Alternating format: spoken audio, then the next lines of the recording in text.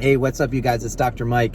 I want to ask you, are you dealing with any gut issues? Have you been struggling with digestive issues, irritable bowel, constant diarrhea, constipation, acid reflux, bloating after meals, you name it? If you've been dealing with these digestive issues, then definitely pay attention, because I'm going to give you a little bit of an insight about how we help people heal their digestive system using a functional medicine approach. So, first things first, let me give you a little story of how people kind of approach me, or if I'm talking to somebody about their health and they have gut issues. They often will tell me the symptom, like, hey, Dr. Mike, or, what do you do for constipation? What do you do for acid reflux? Or what do you do for my diarrhea? Okay. Now, all of these things, just to give you a little nuance, are symptoms of digestive breakdowns or digestive problems, but they're not necessarily the cause in and of itself. So when we look at causes for irritable bowel, constipation, diarrhea, we might uncover multiple different reasons. And if there is multiple different reasons, okay, then that means ideally the treatments are going to be multiple different treatments to address those issues. Okay, there's not going to be one pill for all digestive issues, let's put it that way. Okay, so when someone comes up to me and says, what do you do for constipation? Let's just take that for example. I often have to give them a little roundabout answer because I don't know what's causing their issues. And some people actually, when I give them that answer, they think I'm being shady, like I'm holding back something, like I want them to come into my office and I'm going to sell them, or, whatever it is. I don't know what it is, but when I can't give them a magic bullet answer, somehow to the layperson, it comes across as borderline being shady. But let me explain to you why it's not shady. And if someone gives you the magic bullet answer and says it's going to be the answer without actually evaluating why you have the issues, well, then I would consider that on my end of the table to be the most shady. Okay, because through my experience and working with hundreds of clients with digestive issues, I have yet to find that one magic bullet. Let me put it that way. Okay, so let's say you have constipation. And whether you're dealing with other digestive issues, it's gonna, this principle and this story is gonna make sense no matter what. Okay, so first off, we got to evaluate, okay, the end result, the symptom is constipation. We're getting backed up. And part of that, I'm sure, other symptoms, we could be having bloatedness, we could have pain, we could be having brain fog, we could have insomnia, sleep issues, digestive can link to more hormone problems, you could have yeast, bacteria, infections and overgrowth, SIBO, these types of things. So with that, let me break down just functionally what we got to think of. So digestive tract, let's remember, starts all the way up here and ends all the way down there. So the very first thing that I'm going to do after we get some testing done, of course I'm going to get some testing done, but I want to educate them about the process of what your food's about to go through. So let me walk you through that. It might be helpful for you guys. Number one, I address practices starting up here. Okay, even before they take that first bite. Who are they being? Where are they at? And what's going on? So let me give you an example. Are you chewing your food thoroughly? Are you sitting down and eating while being present and grateful for the food you have? Are you eating the right foods? Okay. Or are you running around eating on the go? So one thing that we do when we're stress eaters, when we are eating on the go, when we're busy professionals, is we often eat while doing something else. And that's not being present, that's not being mindful. And the typical person that does that is going to take 2 or 3 bites and swallow it, right? Now, thoroughly chewing is the more like 10 to 20 bites for each bite of food that you have. And that's going to allow so much. It's going to allow all the enzymes and amylase and saliva to really already start the digestive process here, not to mention chewing, right? So chewing is the majority of breakdowns for foods during digestion, and it's got to start here. Let me give you another insight. If somebody is sitting down, stressed out and eating, or eating on the go, stressed out, what does that mean? It puts you in a sympathetic state. It puts you more towards that fight or flight system. And when you're in a stressed fight or flight state, your digestive system automatically is shutting down, automatically doesn't want to work. Why? Because from a survival standpoint, you know, when the tiger's chasing us, we got to run. Your autonomic nervous system, your body does not care about digesting food, producing hormones, or dealing with sleep function when you're in a fight or flight state. So imagine this, you sit down, and let's take someone totally healthy. Or let me put it this way. Let's say you sit down and you eat a totally healthy meal, like no issues that would normally create digestive problems for people. Just by fact of you sitting down and eating in a stressed state may already create some functional imbalances with your digestion, aka you experience it as some symptom like bloatedness, uncomfortableness, brain fog, maybe even just straight pain and irritation in the stomach, okay? And that's not because down here was messed up, it's because up here, where the brain and nervous system and master control system is, you're in that stress fight or flight system, okay? So you see, from a functional approach, I'm not really immediately talking about what I can give you, right? Go take probiotics and prebiotics and fiber and gallbladder support and, you know, all these things. We want to lay the foundation of who are you being, who are you showing up as, and if you're always going to be a stress-based eater eating on the go, and you already have digestive issues, I'll tell you this, until that's corrected, some of these supplements and medications are going to be very limited in terms of their effect, in terms of healing you, in terms of usage, and then you might become more and more symptom dependent on these things, rather than maybe if you correct this cause, you don't need them in the first place, right? That might be a probability too. All right, moving on. Next thing, after you swallow, you're in a good state, you're mindful about your food, you're grateful, you eat the right things, and then it goes and hits your stomach, okay? So the stomach has to have a very acidic environment, and the vast majority of clients I see are dealing with some level of functional hypochlorhydria. So hypochlorhydria is just a big medical term for low stomach acid. It's one of the main causes for getting acid reflux, GERD, and heartburn, okay? Now, in the stomach, if it's not very acid, a few things are going to be happening. We're not going to be signaling CKK, basically, we're not going to be signaling to the liver to maybe promote some of the enzymes, gallbladder, bile acid production. We may not be signaling to our nervous system to control the sphincters, or the little valves at the top and bottom of our stomachs that control whether something can come back up or not, right?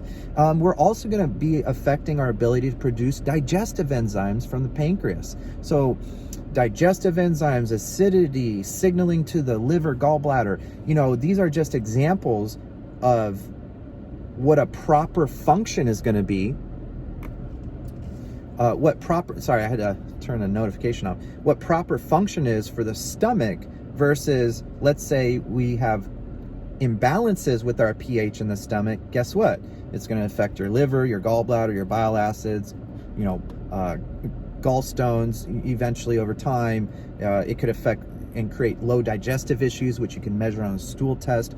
And then, of course, anytime that the food, why does it need to be acidic? It's got to really break down everything here in the stomach. But imagine you have imbalances with this acidity. The food goes in, it goes forward into your small intestine or the rest of your digestive tract, but it's not broken down because you didn't have enough acid. So because it's not enough broken down, who's got to pick up all the extra work, right? The rest of your digestive tract, your small intestine, large intestine, colon, has now got to do extra work that should have happened here and should have happened right at the stomach, but it didn't, right? So now if you chronically are doing this, this is when we start moving forward in the digestive process, domino effect, and we start seeing more issues down below, okay? Downstream, so to speak. So like I mentioned, you might start developing bile acid, gallbladder, liver issues, okay? You could be getting microflora imbalances in the intestines with bacteria. You get yeast overgrowth, bad bacteria, not enough good bacteria. And so that kind of takes us to the next stage where a lot of digestion in the terms that we think of it, where it absorbs, is really happening. Okay, a lot of that is happening, small intestine, large intestine, and then colon. Okay, so with that, now finally we can talk about, well, how about reseeding the gut? Let's, number one, remove and eliminate any overgrowth, toxins, yeast overgrowth, bad bacterias. Of course, you would need some testing to really know exactly what you're targeting and what you're doing. You could do that. You can remove food sensitivities, food allergies, and intolerances by getting another test. That's going to take some of that irritability off of your gut and immune system where, you know, quote unquote, 80% of your immune system resides, right? White blood cell production, neurotransmitter production, you know, a lot of things, vitamins, nutrients, a lot of things being controlled and happening in the gut, okay? So now we're finally getting to the things that probably a lot of you have heard at. Once we remove the yeast, the bacteria, now we talk about bringing in the good stuff. How about prebiotic, which is basically good sources of fiber? How about probiotics, and then multiple different strands to get a wide spectrum to kind of rebuild and heal the gut? How about nutrients like glutamine and other things like that that can actually help things like leaky gut, where the cells in your lining of your intestines actually start opening up and allows for undigested food to hit the bloodstream, and that can be a big no-no for your immune system, okay? That's why gut issues for autoimmune patients is maybe number one priority to optimize and get in a good place. Okay, so with that said, there's a lot of different areas and factors that we got to think of, and taking it back to the beginning of this conversation, now you can see why it's hard for me, or hopefully you can see why it's hard for me to give someone a straight answer when they walked up to me and said, what do you do for constipation? It's like, boom, you asked me a symptom, which opens up my head to this entire 10-minute conversation I just had. And I basically let them know, simply put, in an elevator conversation type of thing, I just let them know, well, we got to find out why you're constipated, right? And I'll say, when I investigate on these constipation types of cases, I often find that the causes could be different from patient to patient. So I always recommend first find out why you're constipated, and then from there, we can treat that underlying issue. And when you treat the underlying issue, what usually happens to the symptom and the constipation usually gets cleared up, right? So that was my whole little kind of quick rundown on some basics of digestion. And that's very much how functional medicine practitioners are trained to think about what's going on. It's not a linear kind of emergency medicine type of thing, like symptom, here's the med. No, it's symptom. Why do you have that symptom? What are the main causes we can uncover? And then let's come up with treatments, lifestyle strategies, protocols with different healing herbs and supplements, you name it, and let's address those underlying causes. And that is a much different thing than you walking into the primary doctor and going, hey doc, I'm constipated. What do you got? Well, go take laxative, right? What do they always tell you? You can take Miralax, you can take a myriad of stool softeners, you can take a myriad of different laxatives, but given the whole conversation I just said, are those things, they might clear you out real quick, trust me. If someone gets super severe, sometimes I'll even tell them to get some type of laxative, okay? But it's under the notion that those things are not actually healing the gut. They're not actually rebuilding function. At the very best, they're helping just stimulate, boom, moving these things out of the digestive tract so you can get unpacked, so to speak. So hopefully this gives you a little insight as to the different approaches versus conventional allopathic medicine and how they treat symptoms for very quick relief, and often has no long-term benefit and maybe even long-term detriment on it's called side effects, as opposed to a functional approach where we really want to go from basics and foundation and rebuild this person's gut by first eliminating the things that are hurting it, and then thinking about the whole A to Z function of digestive system, and then targeting where the weak link in the chain is, right? And then targeting specific.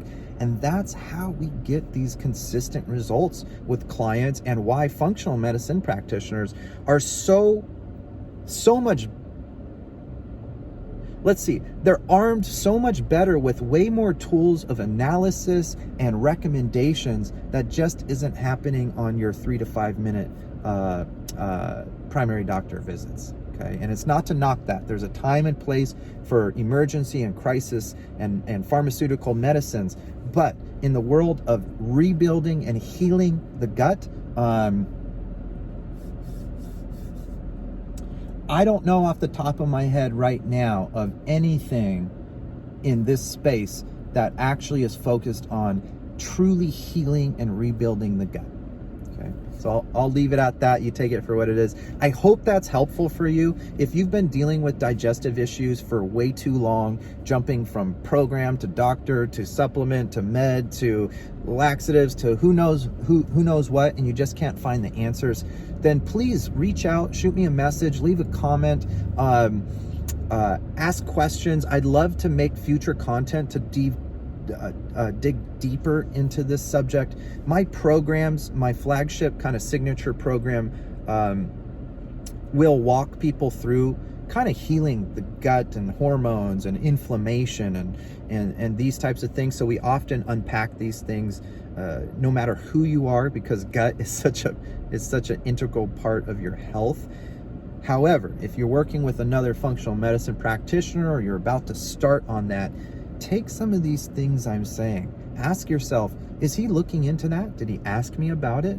Am I getting the result I'm actually looking for? Okay, that's a big one. So again, I'll leave that where it is. I don't want to make this video way too long. I hope that helps. Take care, everybody. I'll see you on the next one. I'm Dr. Mike.